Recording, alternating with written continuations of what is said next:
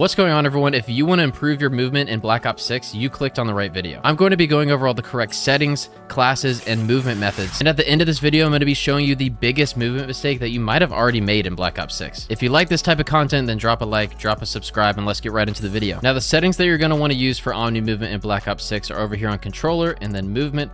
I use tactical sprint assist, and then you go into the show more and make sure the sprint assist delay is all the way down to 0. I keep sprint assist sideways and sprint assist backward as well, so it's super easy and super fluid to run in any direction. As far as the mantle assist goes, I turn all those off. The next important setting is going to be your slide and dive behavior. I keep mine on hybrid so I can decide when I want to dive and when I want to slide. This is personal preference. You can technically do slide only or tap to slide and then increase or decrease your delay. They added this setting in at release so that you can improve your ability to slide and dive without necessarily switching over to the hybrid. However, I promise once you get used to hybrid, it's totally worth it. I keep sprint restore and slide maintain sprint on while I'm using tactical sprint. Under movement advanced settings, you want to make sure that you have grounded mantle off. What this does is prevents you from accidentally mantling anything mid gunfight. And in terms of the controller settings, that's really it. What I run on my loadout is dexterity. If you're somebody that wants to stay accurate while doing all the motions we're about to be going over, I highly recommend keeping dexterity on your classes. I'll show you right now the differences between not running dexterity and running dexterity while doing different motions, just to prove that it's worth it. As far as the rest of any loadout goes, I would make sure to use one of the rear grips that helps with your slide to fire or dive to fire speed. So choose your favorite out of those. And now let's actually get into the different movement mechanics in Black Ops 6. We're going to start basic, but the first one that you need to know, of course, is the slide cancel. In this game, it's as easy as slide and then jump, or if you have auto tac sprint on like I do right now, you can slide and then click your sprint button to stop your slide and continue running. Again, what that looks like is slide, and then you click your left stick and you continue your sprint.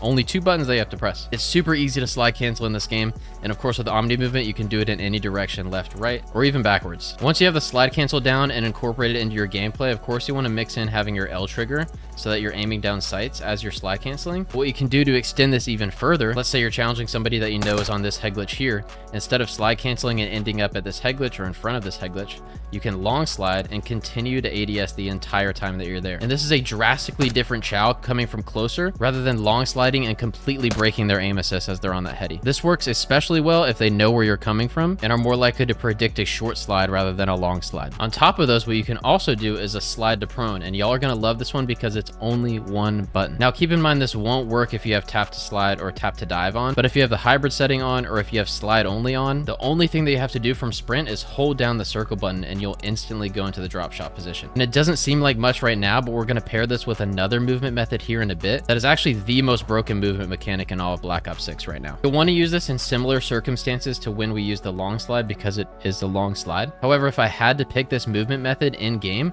I wouldn't want to do so when they're on a head glitch because the fact that you're laying down is only going to make their head glitch more severe. When I would use this is if they're standing out in the open. That way, not only are you getting the benefits of the long slide, you're dropping down to the ground to make your hitbox smaller while you're breaking their ankles. Now let's go back to that broken movement I was talking about earlier. If you played Black Ops 6 long enough or the beta long enough, you know exactly what I'm talking about because it's literally impossible to keep up with when they're coming across your screen. And it's not necessarily 100% of the time every time, but you need to start with the slide to prone that we were just talking about. However, once you start to see your legs on the ground, you're gonna spam your X button to double jump your way back up to standing. Now this is a lot of movement motions at once. I would probably consider this one of the most advanced movement methods that we have, but if you can get it just right, you're going to be breaking cameras like no other. There's even a clip at COD next of Celium getting hit with this movement and he has no idea what to say after it's done. And again, like I said, this won't happen every single time. If I figure out how to get it consistently, I'll either update it with another video or with a short on my channel. And of course, if you movement demons down below figure this out, let me know as well. For now, your best bet again is to slide to prone and then double tap X as you're getting close to the full prone animation. Up next is the ledge slide, which is the ultimate way to break cameras. And you do so very similarly to the long slide that we were showing earlier. Now in previous Call of Duties, you could hit a ledge slide and it would kind of stop your momentum at the end. The difference with Black Ops 6 is that not only can you hit that initial slide,